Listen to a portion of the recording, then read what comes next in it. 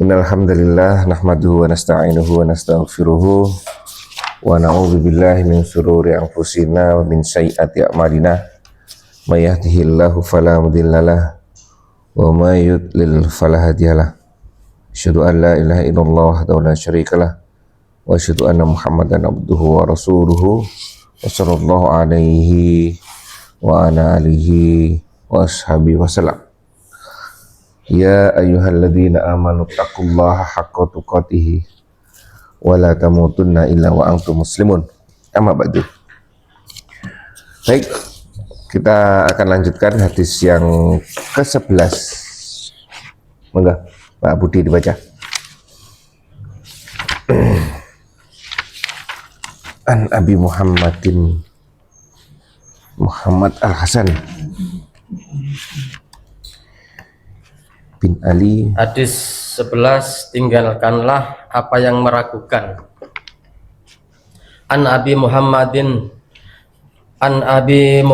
Hasani bin Ali bin Abi Thalib sibti Rasulillahi sallallahu alaihi wasallam wa raihanatihi radhiyallahu anhuma qala hafidhtu mir Rasulillahi sallallahu alaihi wasallam da'ma yaribuka ila ma la yaribuk. Rawahu Tirmidzi wan Nasa'i wa qala Tirmidzi hadisun hasanun sahih. Baik, monggo Pak Manto. Dari Abu Muhammad Al-Hasan bin Ali bin Abi Thalib, cucu Rasulullah sallallahu alaihi wasallam dan kesayangannya radhiyallahu anhuma, ia berkata, aku hafal hadis dari Rasulullah sallallahu alaihi wasallam, tinggalkanlah apa yang meragukanmu kepada apa yang tidak meragukanmu. Hadis At-Tirmidzi dan An-Nasa'i. At-Tirmidzi berkata, hadis ini hasan sahih. Baik, singkat tapi coba kita gali perdalam, ya kan? Matan hadisnya, jadi hadis itu terdiri dari tiga bagian pokok hadis itu. Yang pertama, An Abi Muhammad Al-Hasan bin Ali bin Abi Thalib, itu sanad namanya. Ya, sanad bin an itu sanad namanya, ya kan? Terus sanad apa sanad itu? Sanad itu urutan yang mengucapkan hadis, mulai dari yang terjauh, Yang paling tua. Enggak, yang paling jauh dari sumber. Pak Ji, An Pak Budi, An Pak Pardi, An Pak Manto, baru saya. Itu pun nggak berurutan ya, artinya waktunya itu juga Enggak sama. Ini kadang semasa. Kadang semasa. Jadi dapatnya dari mana? Dari mana? Pak Sumaji, saya dapat hadis ini dari siapa? Dari Pak Budi. Pak Budi dari siapa? Dari Pak Pardi. Pak Pardi dari siapa? Dari Pak Manto. Pak Manto dari siapa? Saya mendengar Pak Andri mengucapkan seperti ini. Itu an itu. Sanad namanya. Urutan hadisnya dari mana? Itu luar biasa. Ulama terdahulu itu nyari. Dan Pak Ji dan Pak Budi kadang-kadang nggak satu daerah. Ini nggak satu daerah. Satu Surabaya, Sidoarjo, Gresik, Lamongan. Tuh. Cuman waktu itu sama penangkapannya. Atau dia dapat hadisnya dari mana? Walaupun tidak sejaman misalkan ya. Kadang-kadang kan tidak sejaman. Ya kan? Pak Sumaji ini taruhlah misalkan 20 tahun setelah Rasulullah wafat, ya kan? Setelah wafat, mengumpulkan hadis, ya kan? Terus Pak Sumaji tanya ke Pak Budi, kamu dapat hadis apa saja? Oh, hadis ini, misalkan. Dari mana? Dari Pak Parti. Pak Parti di mana? Di Gresik. Cari. Pak Sumaji jalan ke Gresik. Terus Pak Parti dari mana? Dari Pak Manto. Pak Manto di mana? Lamongan. Cari Lamongan. Pak Manto, baru dari mana Pak Manto? Ya kan? Oh, saya mendengar langsung dari kajiannya. Oh ya sudah. Seperti itu. Ini namanya sanad. Jadi hadis itu 3 bagian. Setelah sanad, kan coba An Abi Muhammad Al-Hasan. Muhammad Al-Hasan, an itu dari Abi Muhammad Al-Hasan bin Ali bin Abi Thalib, ya kan? Rasulullah Shallallahu Alaihi Wasallam. Nah, ini baru mendengar. Hafidtu, nah ini saya menghafal. Nah, berarti ujungnya ini Pak Manto. Saya menghafal ini Pak Manto. Saya menghafal bahwa Rasulullah Shallallahu Alaihi Wasallam pernah menyampaikan, nah yang ma yaribuka ila ma la yaribuka, itu namanya matan. Isi hadis itu namanya matannya, isi hadisnya, materinya apa itu ya, itu materinya. Terus yang terakhir rawahu Tirmidzi. Rawahu Tirmidzi ini adalah periwayat, nah seperti itu periwayatnya. Baik, nah itu sanadnya seperti itu. Kemudian materinya apa? Tinggalkanlah apa yang meragukan kepada apa yang tidak meragukan. Baik, dari sini dulu. Meninggalkan jelas ya, tinggalkan. Meninggalkan apa? Dari sesuatu yang meragukan kepada yang tidak meragukan.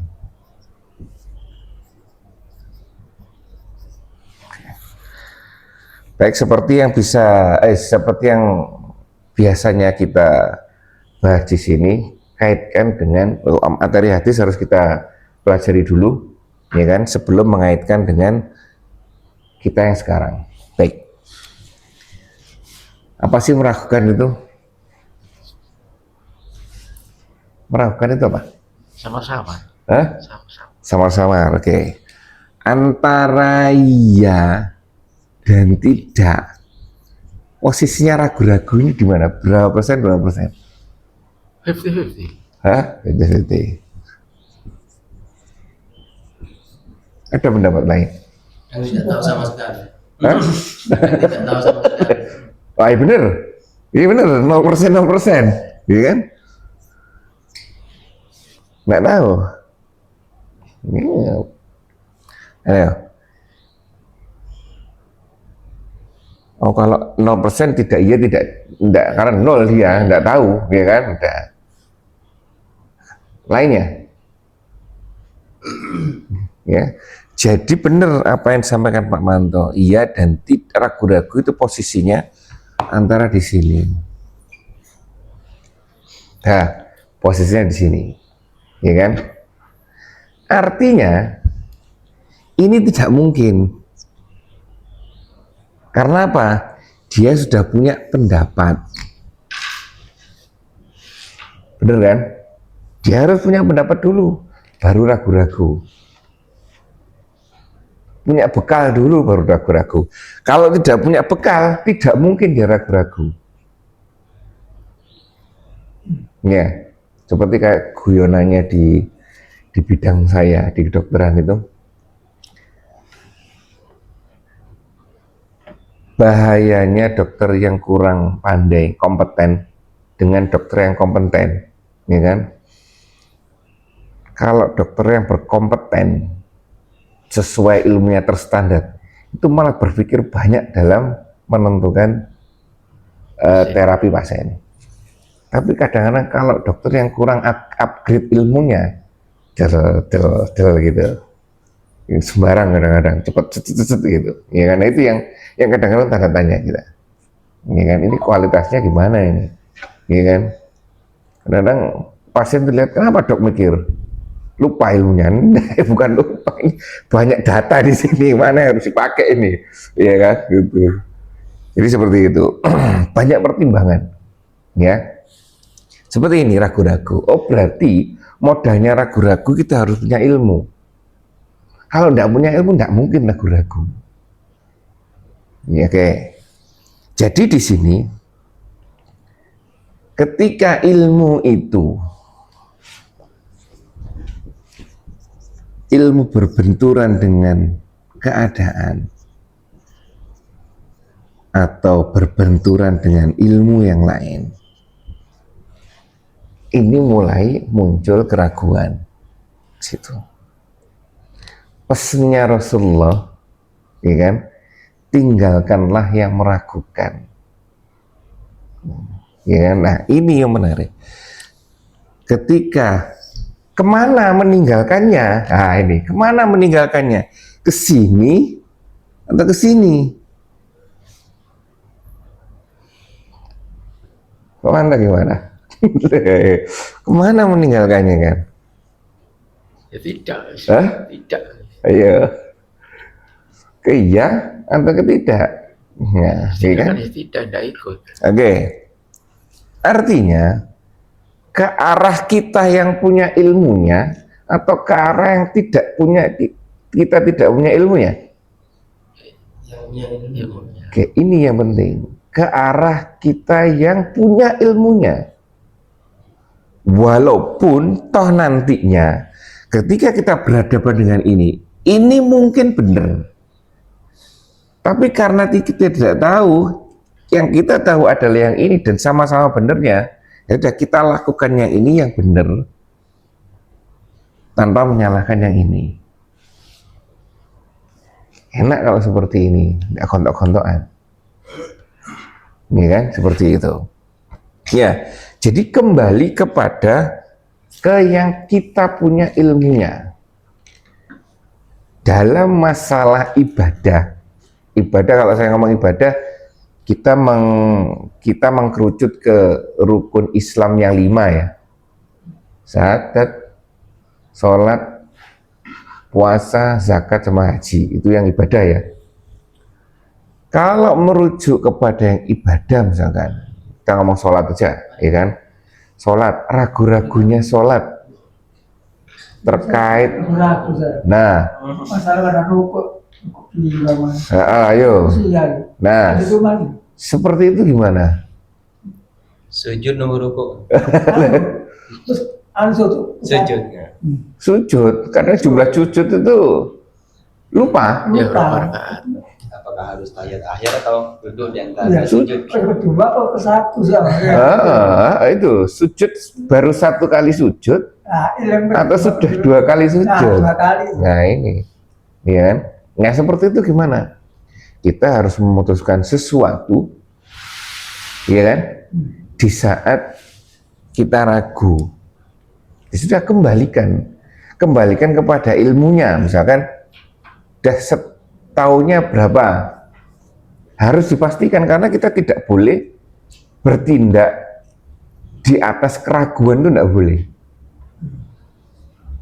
Ya, harus diputuskan. Toh Allah tidak menilai jumlahnya, tapi menilai ikhtiar kita, usaha kita gimana. Gitu, seperti itu. Berapa itu saya tentukan, ya Allah tentukan saya seperti ini.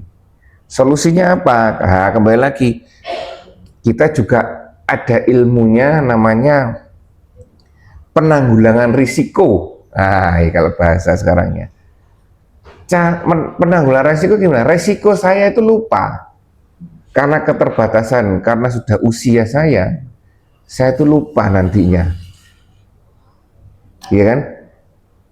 Resiko ketika terjadi lupa apa, misalkan, 1, harus yakin kembali pada ilmunya yang mana misalkan sujud pertama, sujud kedua. Kedua biasanya. Ya, kedua ya kan. Sujud kedua itu lupa sudahan. Ini tadi sujud pertama atau sujud kedua?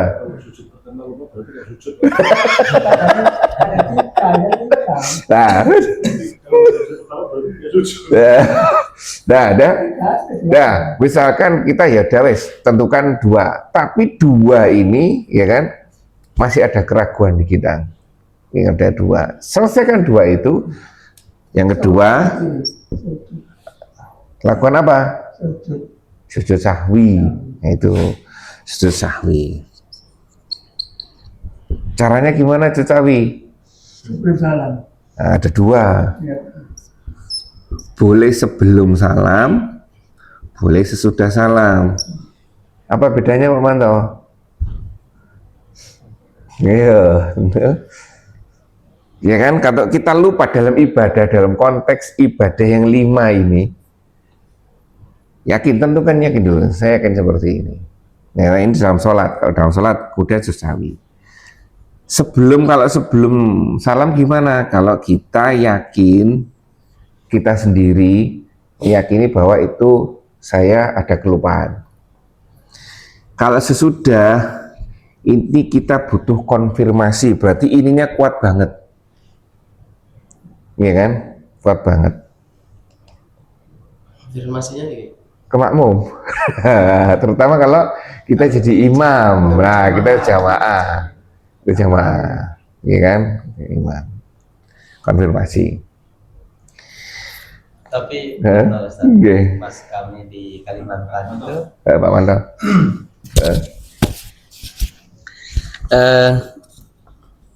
pada rakaat kedua di sholat Isya, beliaunya pada rakaat ketiga di sholat Isya, beliau Ayat awal. langsung bukan langsung langsung salam. tahiyat akhir. Oh, akhir. Para jamaah mau mengingatkan dengan tasbih subhanallah itu dalam kondisi keraguan semua. Kemudian ada kan yang seperti itu. Ada. Kemudian ada ikhwan yang terlambat, yang masbuk, dan beliau yakin bahwa ini kurang, tapi juga tidak berani. Yakin. Nah, itu antara ya dan tidaknya sama-sama kurang. Begitu selesai salam, baru ada yang ngomong, Ustadz kurang 1 rakaat. Kami langsung berdiri. Nah, pelaksanaan sujud sahwinya itu tidak setelah salam, tapi sebelum salam. Nah, sementara yang tadi kalau dikonfirmasi, maka pelaksanaannya setelah salam. Ini dikonfirmasi, tapi pelaksanaannya sebelum salam. Jadi tahiyat akhir dulu sampai selesai. Setelah itu kan langsung sujud sahwi 2 kali, duduk di antara 2 sujud juga tanpa ngomong apa-apa. Baru tadi itu salah. Nah, dengan yang disampaikan jenengan itu kira-kira yang pas yang mana? Karena kan tadi ketika dikonfirmasi itu setelahnya. Tapi ini dilaksanakan sebelum. Gimana? Oke.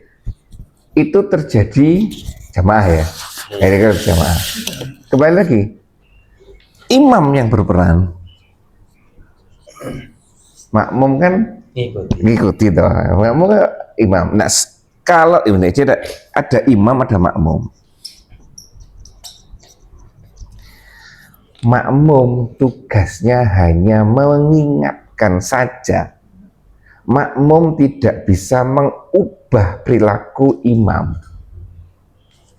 Gitu yang penting.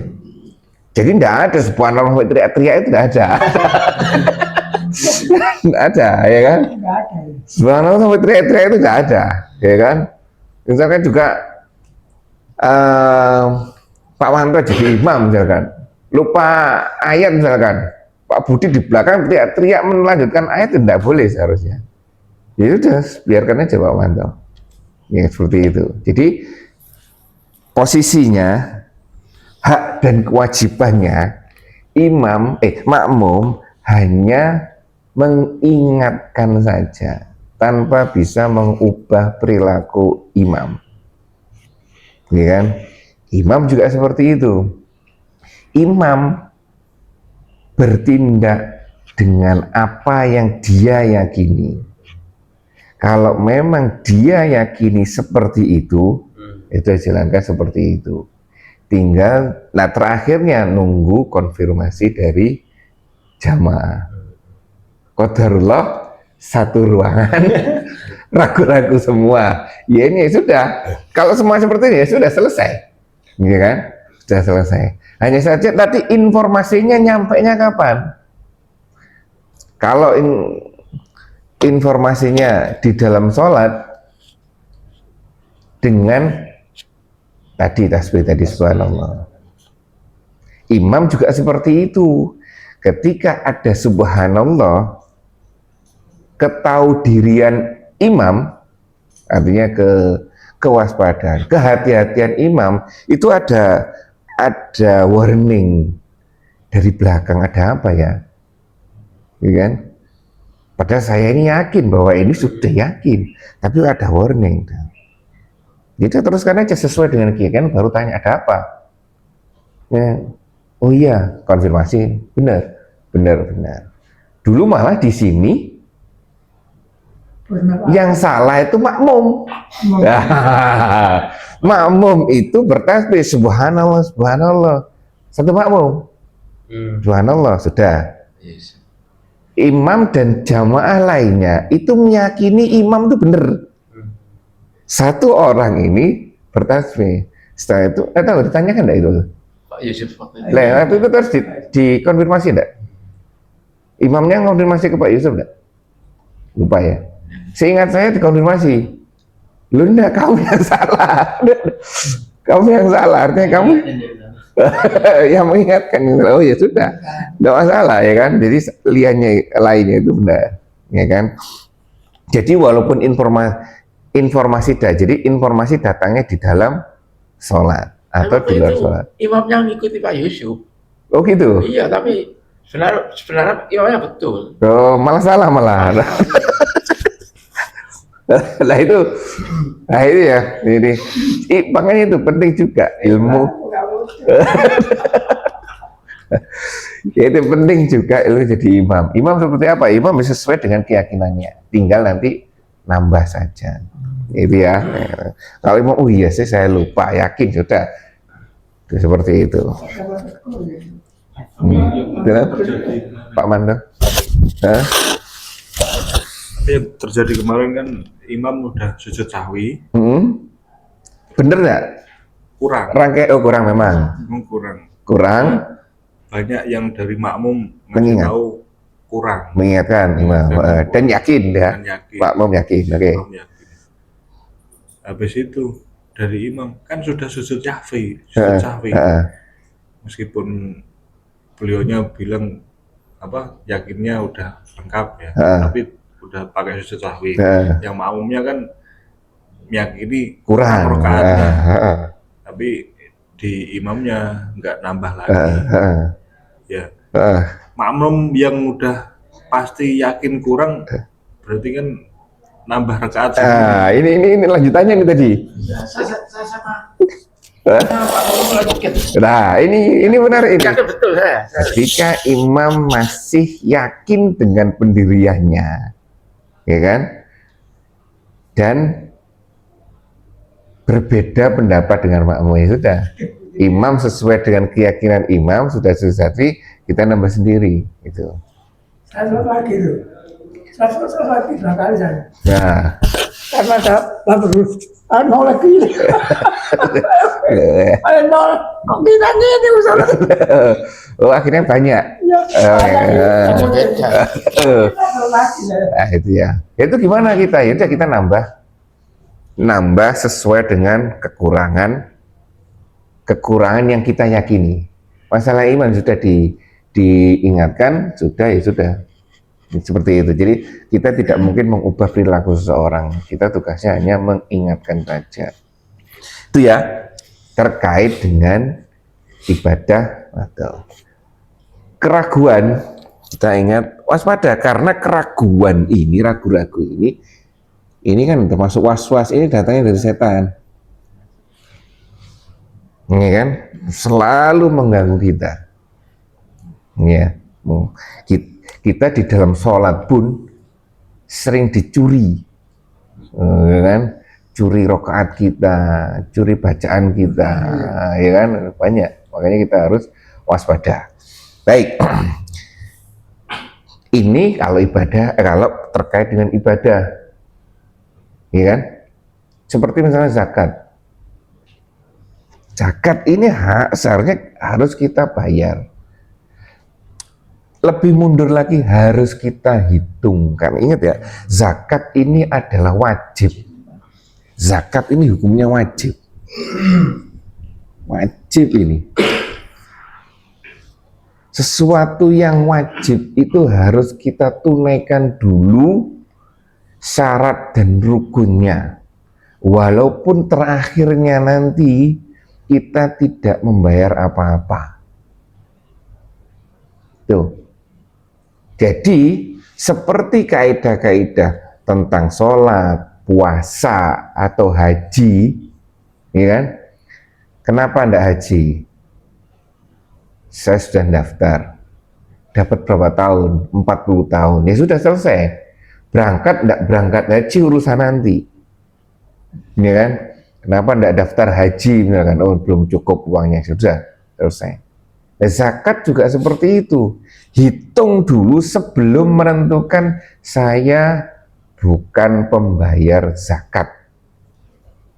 Harus dihitung. Tidak boleh kalau misalkan tanpa ilmu tiba-tiba kita memvonis bahwa kita tidak termasuk pembayar zakat, tidak boleh. Nah, menarik Ustaz. Nggih, banget. Karena menyinggung masalah zakat. Ada 8 golongan yang berhak menerima zakat, sementara hanya ada orang kaya, orang yang berada dan berkemampuan yang wajib membayar zakat. Sampai kepada istilah kategori miskin. Kategori miskin itu saya lupa antara fakir dengan miskin itu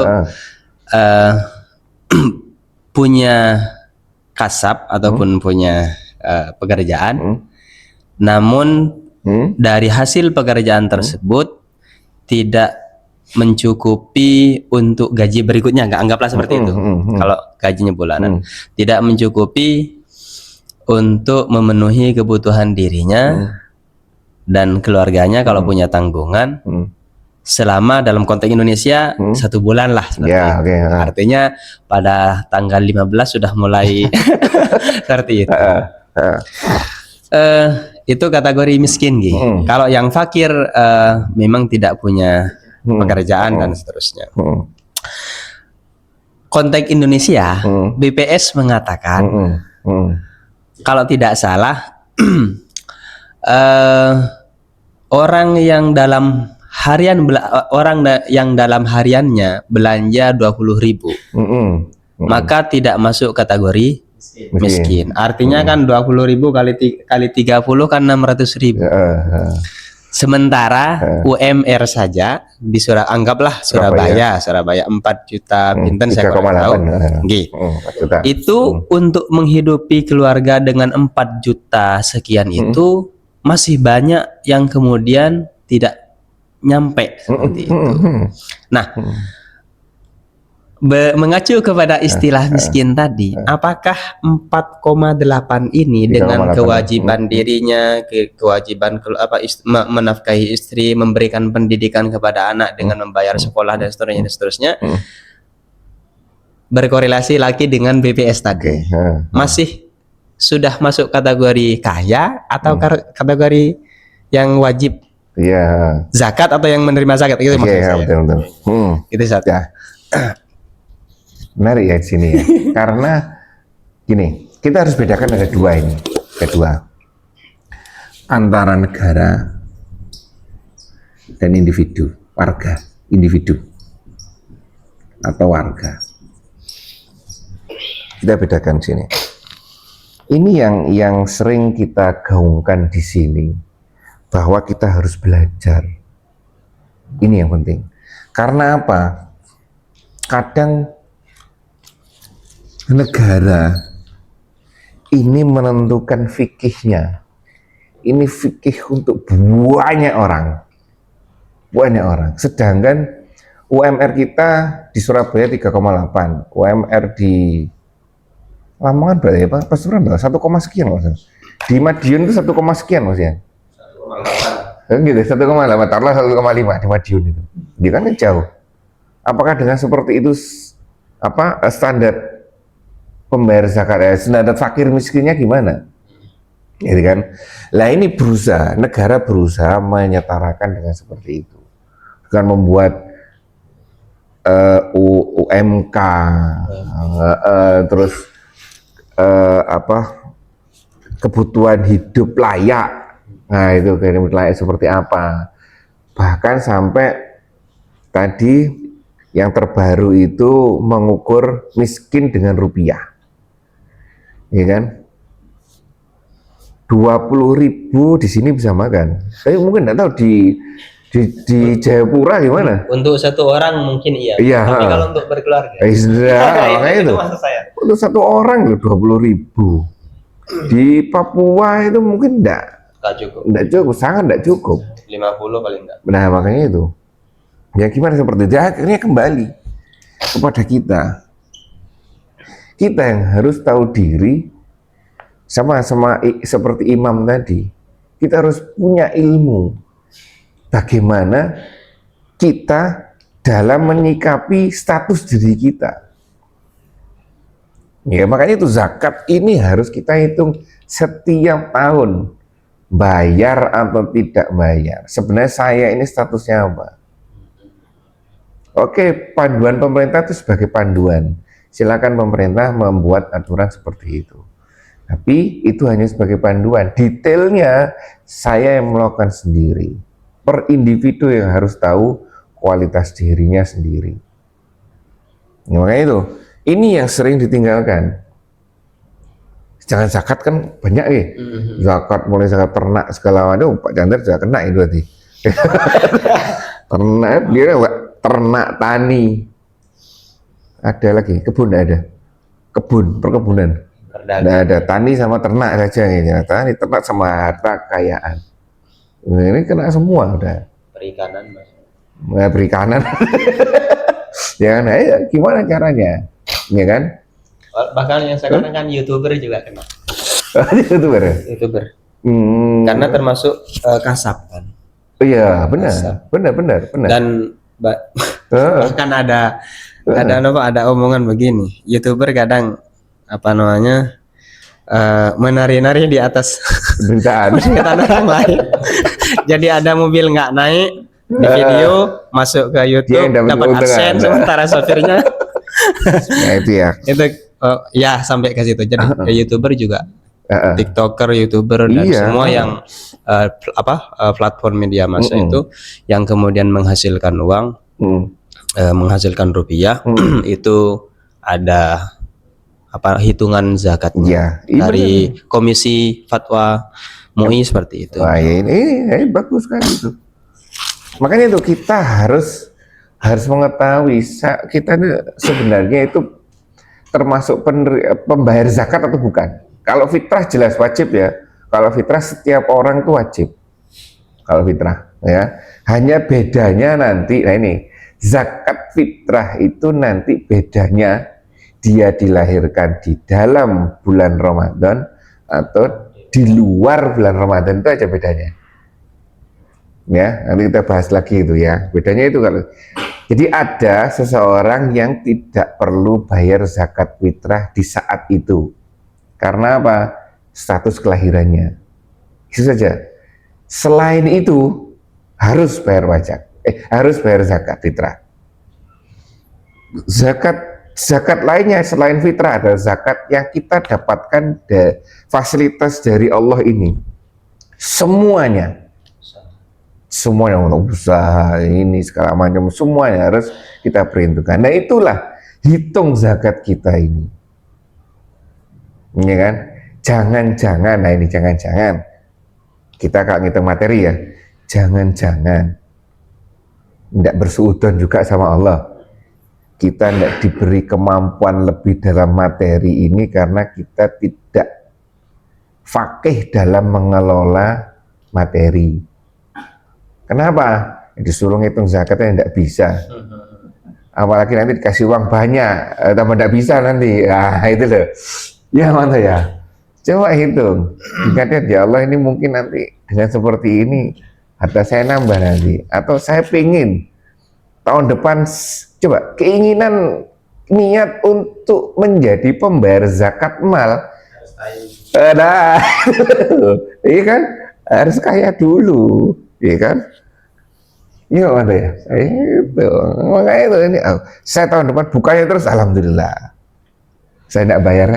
Semoga tahun depan tidak bayar juga. Salah. Jadi kalau memang nggak mampu berarti akan kosong. Loh, harus dibuktikan dengan tulisan, dengan perhitungan. Mampu tidak mampunya seperti apa? Hitung dulu. Nah, Gampangnya ya setiap hari gini pasrah. Ya.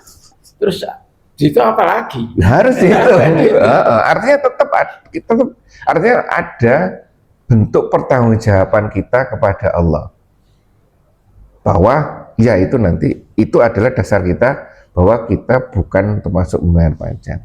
Makanya itu dulu sempat saya sampaikan, ayo niatkan doa ketika kita menghitung zakat mal kita ini, berdoa agar kita tahun depan termasuk pembayar zakat mal, ya kan?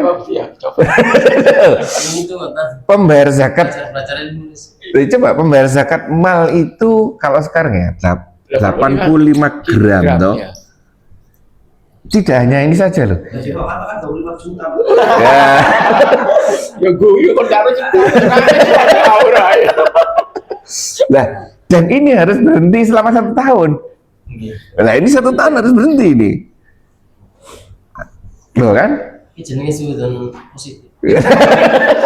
Pada Allah. Terus angan-angan kosong. 85 harus sekarang berapa? Sekarang berapa? Mas. Pokoknya 1 juta. 1 juta. 1,9. Oh, 1,9. 1,9. Sekarang tahulah 2 juta. 2 juta 170 juta. Iya kan? Ya, 170 juta diem di tabungan selama setahun. Berarti ini kan? Dibebukan. Utar itu nggak cuci kan. Cuma nggak boleh saudan. Ya. Kemarin saya 5 kilo itu 6 aku subuh berangkat. Itu langsung berangkat 4 jam dari Medior jam 10:30. Nah kemarin ini sudah habis subuh pulang. Kajian di mana? Mau ada sana jam 6. Aku melaku sampai jam 7 1 jam. Terus wah ini kan Pak Sikap ini. Saudan. Terus anak saya ya Pak Gasar Bang ini cuma. Tapi ditarik ikan iso. Terus Sopir naik modelnya wong ngene wis sama ibu selokin. Langsung naik tol. Naik tol turun Perak. Dan ban itu jaga diri loh. Itu motor lanjut naik lagi tol langsung Medior. Jam 9 dari sana jam. Dari anak Pak Bongkar Sauter ini kalau Pak Gasar. enggak lah itu. Oh dari supir gak daya anak. Jangan kena ya. Ngapunten Pak. Iya. Pak guru ada itu kita. 2 jam mandi. Ya itu banyak nanti. Seperti misalkan ada salah satu jamaah kita di sini, ya kan? Sudah izin ke saya enggak mau sholat subuh di sini. Kenapa? Karena menurut beliau waktunya kurang siang. Ya, waktunya kurang siang. Oh ya, ya enggak apa-apa, dia bilang gitu. Jelas Anda punya dasar enggak? Oh ada, saya punya dasar. Ya sudah. Kalau saya karena keterbatasan ilmu saya, nah ini kan ragu-ragu kan? Saya enggak tahu ini ilmunya. Saya ikut pemerintah. Saya enggak tahu ilmunya ini. Saya tahu bahwa waktu subuh itu terbitnya Fajar Sodik. Ya kan seperti itu, tapi Fajar Sodik saya sendiri kalau dihadapkan juga nggak ngerti. Kan seperti apa Fajar Sodik, seperti apa Fajar Khatib juga nggak ngerti kan, ya sudah ikut pemerintah. Ya kan, pemerintah seperti apa, so menentukan seperti ini jam, ya udah. Itu kita nggak boleh dengan jam, ya. Ada dasarnya ada, karena ya sudah, pakai aja itu. Nggak mau ya izin beliaunya untuk tidak sholat di masjid, tidak sholat subuh di masjid, itu nggak apa-apa.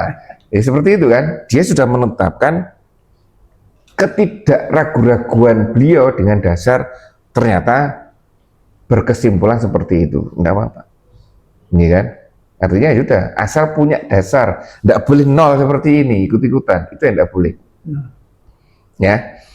Nah, jadi ini Rasulullah dengan seperti ini sebenarnya itu mengajak kita, ayo belajar, karena orang ragu-ragu itu enggak enak. Iya kan? Bagaimana kita meninggalkan ragu-ragu kalau kita enggak tahu ilmunya, coba? Bisa enggak kita keluar dari keraguan-raguan? Iya kan? Seperti itu. Ya. Baik, ada yang tambahkan? Oke. Masalah statementnya Bu Sri Mulyani. Oke. Kan zakat pajak disamakan dengan zakat. Zakat dan sedekah ya? Zakat dan pajak. bukan, zakat dan wakaf. Wakaf, Zakat itu pajak itu sama dengan zakat. Oh dan iya wakaf. iya. Sama wajibnya. Gimana itu ayo? Iya kan? Statement pemerintah itu berusaha menyamakan zakat dengan pajak. Iya kan? Bahwa sebenarnya itu wajib semua gitu. Artinya itu wajib semuanya. Iya kan? Ya, statement pemerintah ya sudah, kalau kita tahu bahwa itu bukan seperti itu, ya kan? Ya kita tidak mengikutinya. Karena itu beda, sudah beda. Jadi di zaman dulu itu memang dengan sahabat Ali atau sahabat Abu Bakar yang sudah mulai, atau di zamannya Rasulullah, saya lupa, antara Rasulullah, Abu Bakar sama Umar ini di sini sudah mulai pengumpulan zakat kan, sudah mulai pengumpulan zakat, dan dulu itu memang ada pajak. Sejak dulu itu, sejak zaman Rasul ada pajak. Hanya saja pajaknya itu memang benar-benar pada orang-orang tertentu saja. Contoh, misalkan yang saya tahu itu, waktu belajar di hukum ekonomi Islam itu, orang-orang kaya, jelas. Ada kriteria kayanya itu seperti apa? Ada itu. Terus yang kedua, pajak barang mewah, pajak impor barang mewah itu ada dulu. Ada itu pajaknya impor. Ada. Jadi ada beberapa pajak yang harus dibayarkan. Dan ada zakat juga. Ya seperti itu. Tapi kalau disamakan, baru tuh statementnya itu. Oh baru. Zakat sama dengan pajak sama dengan zakat. Begitu. Dulu waktu penerapan zakat di ASN wajib itu jadi polemik. Gerundel. Gerundel. Karena apa? Oke lah kalau yang setingkat seperti saya ya, di atas diambil pajak 2,5% tidak terasa. Nah, kalau yang golongan bawah, misalnya golongan 1, golongan 2, gajinya 1 sekian, 2, sekian, dia ngurusi keluarganya aja susah, apalagi dipotong lagi 2,5. ASN PNS PNS ya kan, itu bagaimana hukumnya terusnya seperti itu, mengambil zakat dari orang yang seharusnya menerima zakat, iya kan? Nah itu. Tapi gimana lagi, kembali ke kaidah awal tadi, kita terhadap imam gimana? Ya hanya mengingatkan saja. Iya, seperti itu. Baik, ada tambahan lagi. Dengan pajak itu, pemberlakuan pajak ataupun pemungutan pajak pada zaman Rasulullah, kalau menurut hadis ini sudah ditiadakan. Kata Rasulullah, ada sebuah hadis yang diriwayatkan oleh Abu Dawud dan juga Imam Ahmad dari Abu Khair radhiyallahu anhu, beliau berkata, Maslamah bin Makhlad, gubernur di negeri Mesir saat itu, saya kurang tahu ini berarti zaman berapa, tapi kan masih ada sahabat kan? Sahabat. menawarkan tugas penarikan pajak kepada Rawafi bin Sabit kalau tidak salah radhiyallahu anhu. Maka Rawafi bin Sabit berkata, sesungguhnya para penari atau pemungut pajak diazab di neraka. Artinya kalau berdasarkan hadis ini, perilaku penarikan zakat sudah ditiadakan semenjak Rasul. Pajak ya. Pemungutan pajak itu tidak sudah dihapus semenjak zaman Rasul. Artinya yang berlaku hanya zakat saja. Ya, bisa seperti itu. Ada keterangan situ? Tidak ada. Boten cuman tentang itu. Oh iya. Ya mungkin seperti itu. Ya, jadi termasuk pendapatan negara apa saja, ya kan, akhirnya nanti masuknya ke zakat. Dan memang gimana ya? Ya pemerintah kita ini ya emang seperti itu, ya kan. Ya, gimana lagi? Ya, kemarin Kalau zaman dulu sistem pelaporannya zaman dulu sistem penggunaannya ini yang menarik. Kita didapat Bener. dari ini. Bener. Salah seorang kafir namanya Karen Armstrong. Armstrong. Ini orang kafir ini. Orang kafir tapi tulisannya Islam tuh banyak. Ya kan? Dalam salah satu bukunya yang berjudul Muhammad, kalau nggak salah, tebel bukunya. Dia menyampaikan bahwa pentingnya tauhid.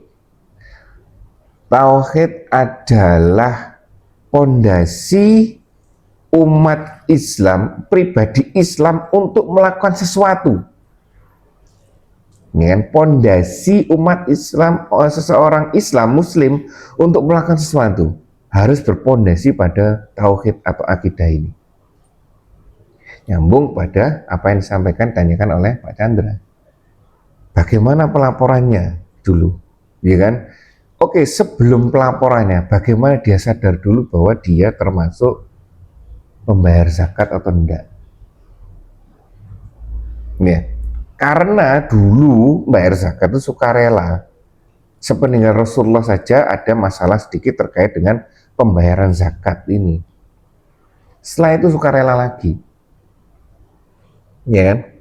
Sehingga kenapa dibentuk? Kalau dulu ada amil zakat, ini kan amil zakat, bukan panitia zakat ya. Amil zakat, jadi memang dia bekerja untuk menerima atau membantu proses zakat ini sepanjang waktu. Ini kan, karena orang-orang akan datang tanya, saya punya harta sekian, ya sudah seperti ini, zakat saya berapa? Gitu. Pak Manto kalau misalkan sudah berkeinginan seperti itu, datang ke Kemenak, tanya, gimana ini saya menyelesaikan zakat mal saya? Karena salah satu zakat yang harus saya pertanggungjawabkan adalah zakat mal. Coba katanya rukun Islam adalah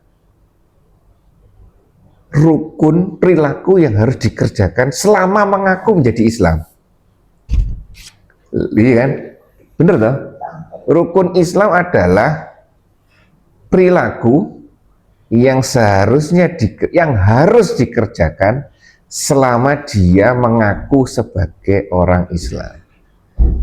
Dan ternyata zakat ini tidak pernah diperhatikan. Nah, gimana ini? Kedudukannya sama loh, 1 sampai 5 ini sama loh. Hilang salah satu berarti dia rukun Islamnya sudah hilang. Mengabaikan salah satu aja sudah hilang. Makanya itu jangan diabaikan. Ngerti enggak ngerti, bayar enggak bayar, hitung zakat kita. Tapi dengan doa seperti tadi Pak Manto, ya Allah, insya Allah saya tahun depan bayar zakat, iya kan? Nah, iya kan? Zakatnya, zakat 1 juta aja. Harta kita itu 250 juta. 25.000 kok 1 juta 25.000. Enggak, ini bayar zakatnya 1 juta. Oh, Bayar zakatnya 1 juta. Bayar zakat 1 juta Nanti rokok seket. 400 juta. 400 juta kali 2,5 kan 1 juta. Iya. Iya betul. Iya kan? Iya betul. 400 juta harta kita yang berhenti selama 1 tahun, zakatnya harus 1 juta. Hartamu 1 juta, bener ya? 400 juta kali 2,5% berarti 400 juta 1 juta kan? 1 juta kan 25.000. Iya. 1 juta 250.000. 2% iya. 1 juta 25.000. Kalau 100 juta 250.000, 202 ya. ya kan? 250.000.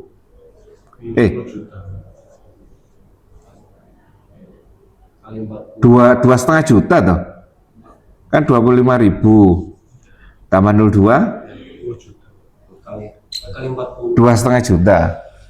kali 40 Kalau zakat kita 1 juta 40 juta dong Mas. kan 40 juta. 25 kan seperempatnya 100. Iya. 2,5 berarti seperempat puluhnya 100. Berarti kalau zakat kita 1 juta Dikali 40. berapa? 40 juta. 40 juta. Nah itu. Oh jangan berarti kurang berarti. Ya niat zakat 10 juta. Nah gitu loh. Gimana? Nggak pernah ada orang doa seperti itu juga. Maunya nggak bayar zakat, bayar salah, ya kan? Emang bos. Loh, harus ketika nulis, waduh, saya kok nggak termasuk bayar zakat ini, zakat.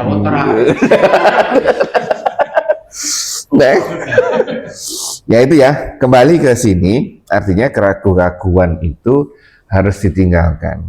Oke, bentuknya. Jadi memang Rasulullah itu endingnya, kesimpulannya adalah jangan sampai jatuh dalam keraguan-keraguan. Karena keraguan-keraguan itu tidak enak. Keraguan-keraguan itu akibat apa? Akibat tidak tahu. Nah, akhirnya keterbatasan kemampuan kita. Kenapa kok kita sampai tidak tahu? Ya karena kurang belajar. Ayo belajar. Oke, kalau misalkan belajar, nah, otomatis belajar itu tetap ada keterbatasan karena orang belajar itu pasti semakin tidak tahu, iya kan? Ciri-ciri orang bodoh tahu semuanya, iya kan? Orang pintar malah nggak tahu semuanya. Misalnya raja ngeyel. Raja ngeyel. Ini itu, ya kan?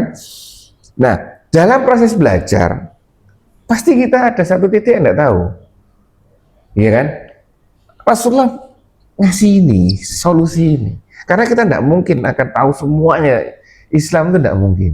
Kita berproses, ya kan? Dikasih tips seperti ini Rasulullah. Udah, kalau kamu ragu-ragu sesuatu, kembali ke yang kamu tahu. Pokoknya jangan sampai jatuh dalam hal yang ragu-ragu. Pegang apa yang kamu tahu. Ya pegang apa yang kamu tahu. Ini melepaskan diri dari keraguan-raguan kita. Itu ya, gitu. Baik. Belum. Kalau kita ragu-ragu, tapi terlanjur. Jadi maksudnya begini, saya jalan-jalan sama teman, waktu makan ini, di Bali sana, di Denpasar sana. Kok dia itu condong minggu, nah belok ke warung pinggir jalan yang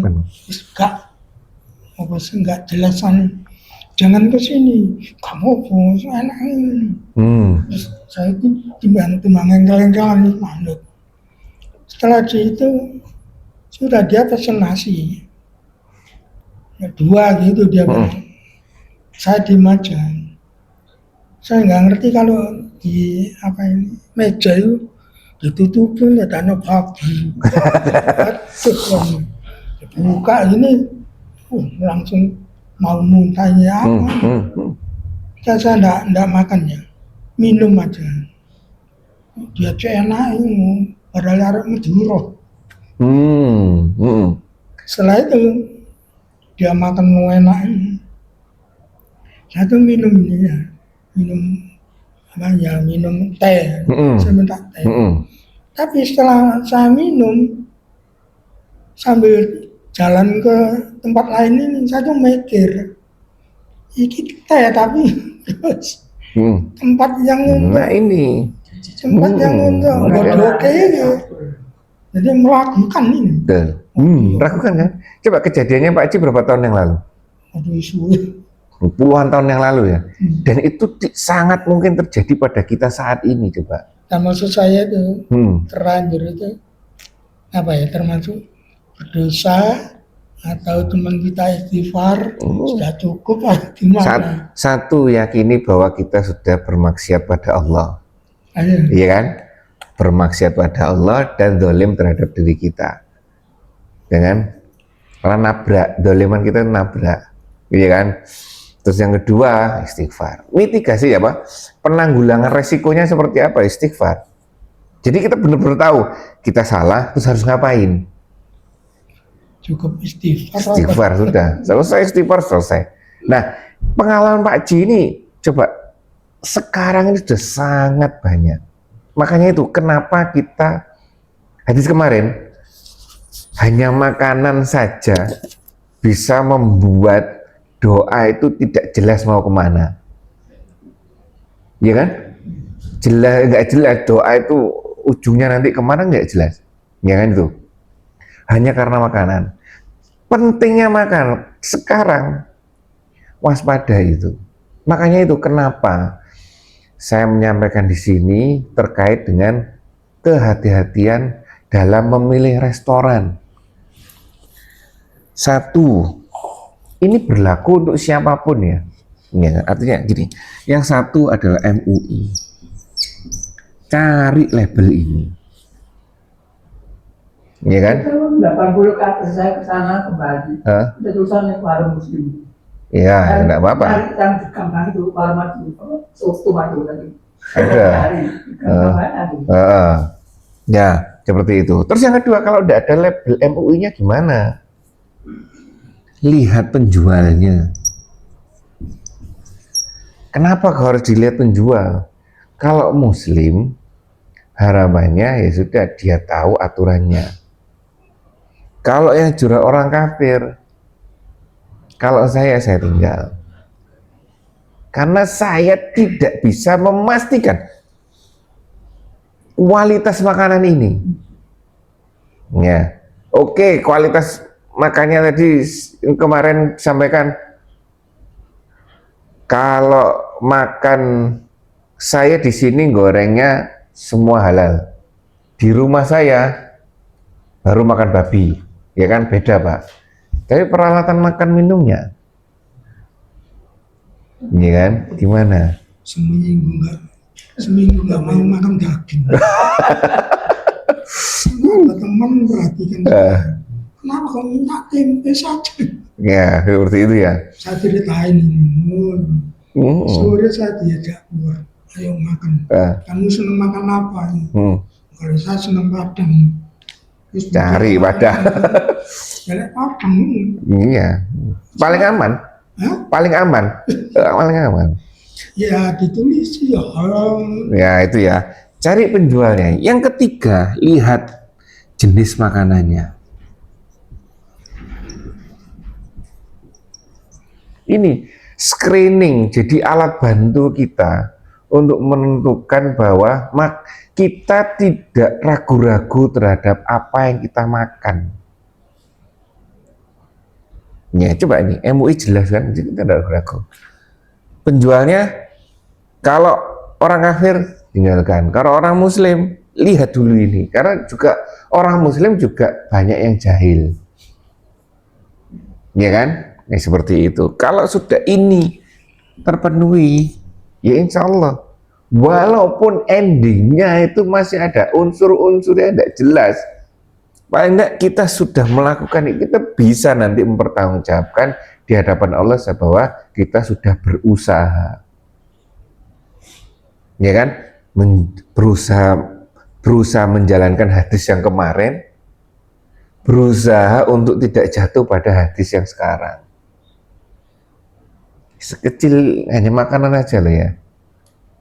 Yang saya sampaikan di sini yang kemarin, orangnya ini tidak ada, penjualnya Muslim, jualannya di D, ya kan? Oh bahaya. Bukannya terus kita menghindari, oh berarti saya tidak makan di D-nya tidak masalah. Oh bener tidak masalah. Tapi kehati-hatian kita bahwa berarti dia tidak tahu hukum halal haram tentang makanan, tidak tahu. Nyambungnya apa? Ayam ini dibeli, siapa yang beli? Lo kan akan terus seperti itu kan kita. Jadi daripada banyak pertanyaan, nanti kalau saya tanyakan bikin dia jengkel, saya aja yang pergi. Iya kan? Kalau tanya buah ribut malahan. Ya gitu, saya aja yang pergi. Lah iya. Rohana, apa Rohana kemarin? Yang di YouTube itu. Rohana itu rombongan hanya tanya.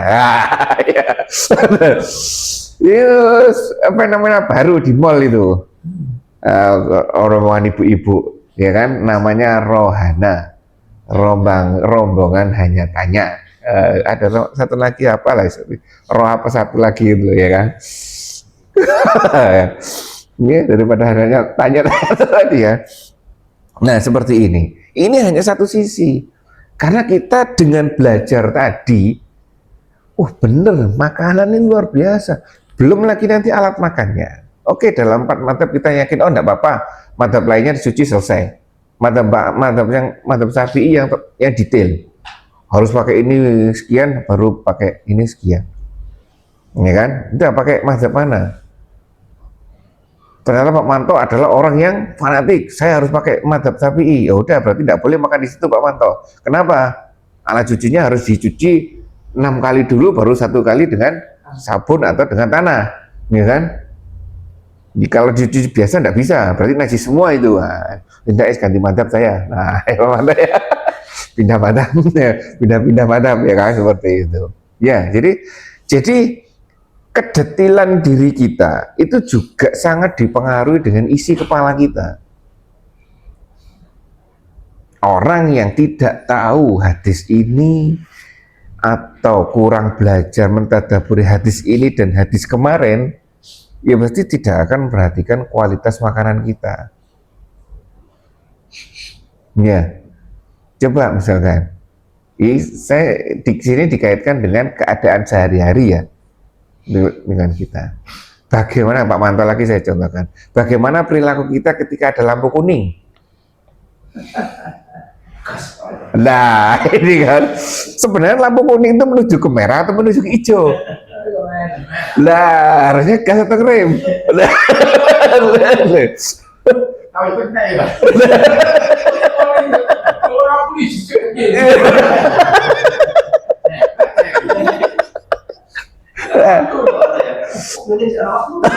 Nah, itulah karena logika kita berpikir juga ditantang di situ kan. Sebenarnya lampu kuning ini menandakan apa? Iya kan? Menunjukkan siap berhenti, siap ngegas ya. Kan ada 2, tapi sekarang dihapus ya. Dulu tuh ada, kalau nggak salah, kuning-kuning merah, kuning merah. Terus dari merah itu kuning-kuning hijau. Ada dulu, tapi sekarang sudah tidak ada, ya kan? Ya, yang merah, kuning, hijau saja kan? Ya itu. Karena tambah bikin orang bingung. Bingung, Kuning ke hijau. Gak ada, itu ya. Cuma seperti itu kan ragu-ragu ini. Kuning itu tanda ragu-ragu. Bagaimana cara kita menentukan bahwa kuning itu tidak meragukan kita? Ya udah. Saya yakin itu masih itu tidak boleh, keyakinan yang salah. Nah ini tadi keyakinan yang salah. Karena apa? Basic ilmunya juga tidak benar. Ya mantap kan? Kalau itu lampu merah, kan ada bahayanya juga. Kalau kuning terus kita ditancap gas. Makanya itu kita bahas yang ragu-ragu kan di sini. Iya kan kuning, makanya itu. Kalau sudah seperti ini kita belajar basicnya bahwa kuning itu menuju ke merah. Insya Allah setelah ini kita tidak mungkin ragu-ragu. Kuning ini harus ngegas atau harus ngerem. Iya kan? Kemarin kan belum terjawab, Ustaz. Kemarin belum terjawab, ini kita bahas. bedanya perintah dan larangan. Nah, belum nemu ini, ya kan? Karena perilaku kita, treatment kita terhadap perintah dan terhadap larangan itu beda, kan? Kalau perintah itu kan bersifat bersifat kalau dalam Al-Quran kan ada ayat yang menyampaikan fattaqullaha mastata'tum. Jadi perintah itu bersifat sesuai dengan kadar kemampuan. Treatmentnya itu kalau perintah kan. Tapi kalau larangan mutlak. Dan itu tidak pakai pilah-pilihan. Ada pengecualian ketika kondisi darurat. Betul. Nah, kembali ke masalah lampu hijau, lampu kuning, lampu merah itu. Ketika lampu kuning ini sebagai bentuk kehati-hatian karena sebentar lagi akan merah kan, gitu. Maka seyogyanya ketika sudah tahu kuning itu remnya harus diinjak. Cuman kan beda kalau kita. yang diinjak itu bukan rem tapi gas. Karena kalau berhenti mendadak alasannya nanti dari belakang. Iya. Ini karena keterbatasan yang belakang tadi, ya kan? Ya, itu ya, jadi. Dan itu biasanya ikut-ikutan. Oh, depan saya ngegas, tak ngegas juga lah. Nah itu ya itulah. Jadi kembali ke ragu-ragu tadi, itulah ragu. Banyak sebenarnya hadis ini terjadi pada kita saat ini itu banyak sekali. Hanya saja kita sering mengabaikan, ya kan? Di dalam Al-Quran disampaikan waspada. Orang yang mendustakan agama itu berawal dari pengabaian. Mengabaikan, lalai, akhirnya ujung-ujungnya mendustakan, ya kan? Kan seperti itu. Kamu bisa belajar tafsir kan, diawali dengan lalai, ya, pengabaian itu akhirnya membuat aturan sendiri. Ya, apakah terus Islam itu memenjarakan kita? Oh ya, di satu sisi sesuai dengan hadisnya seperti itu. Ya kan, kita harus waspada. Tapi terus gimana ya? Dengan ilmu, insya Allah kita aman. Memang di zaman sekarang itu hadisnya banyak. Memegang bara api, betul kan? Berjalan seperti berjalan di jalan yang banyak durinya, banyak kacanya. Terpenjara, ya kan? Coba seperti itu namanya ujian. Ujian bukan bisa kita akali ya, bisa kita lalui dengan teorinya yang kuat kita. Ujian apapun, UMPTN, ujian kenaikan pangkat, kenaikan kelas. Kalau kita tidak tahu caranya, ya pasti kita akan sangat kesulitan. Sederhananya seperti itu. Belajar. Baca aja, ngerti enggak, tapi baca aja, insya Allah nanti Allah akan menumbuhkan itu nanti saat ketika pada waktunya. Ya kan, kita enggak tahu ilmu itu digunakan kapan. Ya, jadi seperti itu ya. Kita nemu lagi ilmu terkait dengan Pak Manto lagi nih, lampu merah, kuning, dan hijau, ya kan? Manto coba tanyakan, kuning itu waktunya ngegas atau waktunya ngerem? Iya kan, itu kan. Ini seperti itu. Baik, alhamdulillah luar biasa belajar kita pelan-pelan seperti ini. Tapi senantiasa selalu kita belajar apapun, entah kita belajar tafsir, entah kita belajar hadis, ujung-ujungnya selalu membuat kita semangat belajar, menantang kita untuk semakin banyak membaca, ya kan? Membaca tidak pernah, kalau saya ya, mungkin beda dengan Pak Chandra ini, saya beda dengan Pak Chandra. Kalau saya membaca tidak pernah tergantikan dengan apapun, dengan YouTube, dengan apa, ya kan? Saya tetap baca ya baca, ya kan? Nggak ngantuk ya? Hah? Gak ngantuk. Ya alhamdulillah nggak ngantuk. Saya baca sih ngantuk. Langsung tidur sebenarnya. Nah, kalau Pak Janto lain lagi, dia bisa mengalihkan membaca dengan melihat. Ya, kalau saya membaca, ya baca. Karena kalau baca gini katanya ngantuk. Kalau gini enggak. Gimana? Enggak, membaca yang baik itu disesuaikan dengan bentuk postur kita yang ergonomis. Ergonomis itu sesuai dengan misalkan mejanya seperti ini. Nah, jadi orangnya duduk di sini. Nah, jaraknya ini dan ini itu 25 cm. 30. 25 sampai 30 cm. Normal. Itu mata normal. Iya, normal. Iya kan? Normal seperti ini. Ini tegak, ini jarak segini, ini harusnya miring seperti ini. Lah ini postur ergonom, artinya postur membaca, postur duduk yang membuat kita kuat untuk membaca. Seperti ini benar. Itu kacamata plus itu. Ya seperti itu ya. Jadi usahakan. Nah itu masuk cuma hal-hal sepele. Kalau misalkan seperti ini kita niati ibadah, nilainya berapa sudah? Hanya Karen Armstrong ini sih menyampaikan seperti tadi, pondasi bahwa setiap aktivitas kita itu berlandaskan tauhid, berdasarkan akidah. Makanya beberapa kali kan saya sampaikan di sini, apa hubungannya, ya kan? Kita naik motor dengan tauhid, dengan syahadat kita. Apa hubungannya kita menggendong cucu kita, menggendong anak kita, hubungannya dengan syahadat kita?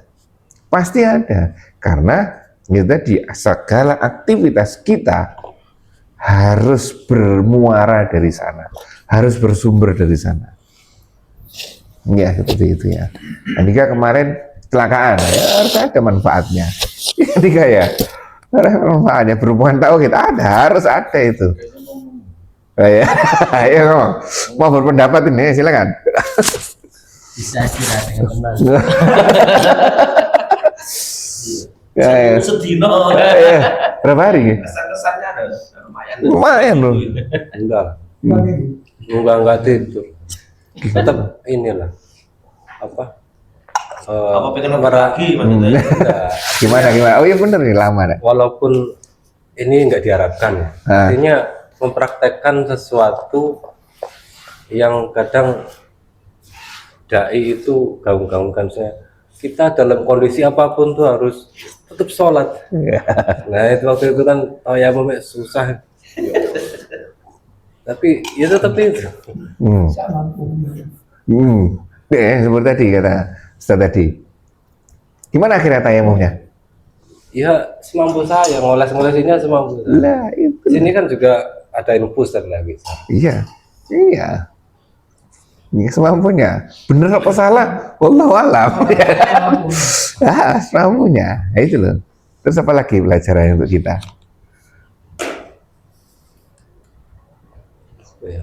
Yang lainnya mungkin bersifat pribadi. Seperti ini Ustaz ya. Larangannya adalah tidak boleh tidak sholat. Perintahnya ya harus menegakkan sholat, memenuhi pendukung sholat. Wudhu kayak segala macam itu kan, membersihkan dari hadas kecil, ini kan? Ya sudah, membersihkan dari hadas kecil itu perintah. Jadi perintah itu dilakukan seperti apa? Ya semampunya akhirnya. Di sini tidak bisa gerak, di sini ada infus. Tangan kiri infus, tangan sini tidak bisa gerak, terus gimana? Ya kan? Nah ya semampunya, akhirnya. Ya terus gimana lagi Andika? Tahu bahwa Ya. Sekarang beli sepeda perempuan. Beda jengki. Udah jengki. Kalau perempuan identik dengan kepelanan. Simbol kepelanan. Ya, simbol kepelanan.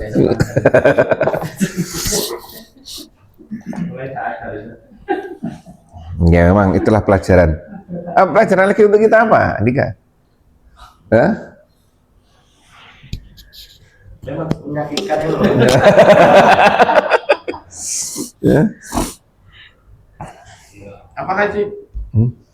Kadang iya sesuatu yang kita senangi itu Pak Martin. belum tentu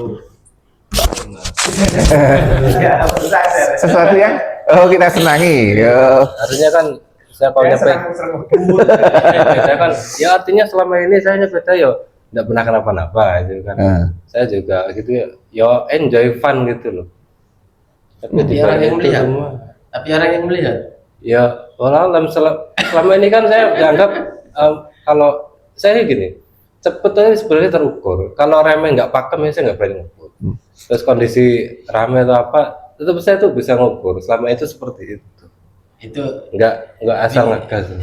itu yang melihat lain lagi. Ya maksudnya perspektif di orang lain juga nggak tahu.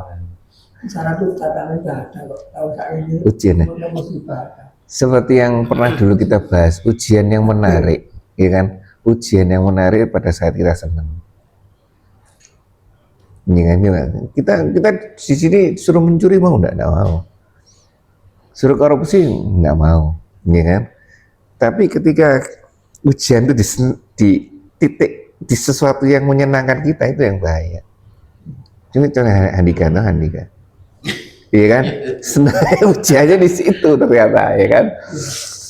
Ya ternyata itu ujian deh, ya sudah. Ya istilahnya dia tidak kemana-mana ya, apa yang kita lakukan ya.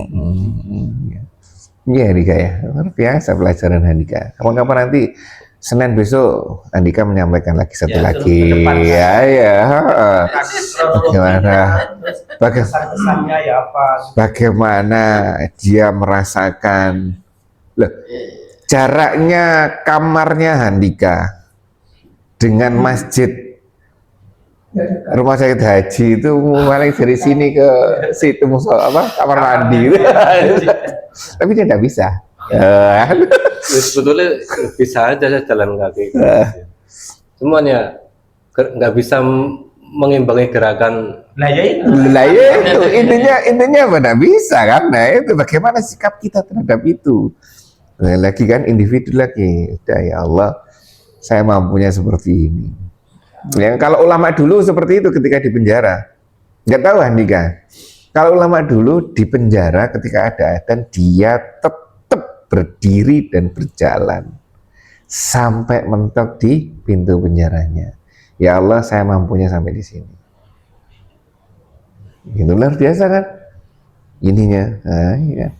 Bukan hanya dari jauh. Bos, gak kuat wes lah. Belum usah udah gak kuat wes. Sebetulnya waktu itu pengen. Infus ini kalau saya kan ada penyangganya. Iya. Saya masuk itu nanti ini soal petugas pun enggak. Iya. Tapi nanti. Tantangannya mana? Seperti sih Ustaz tadi menyambut.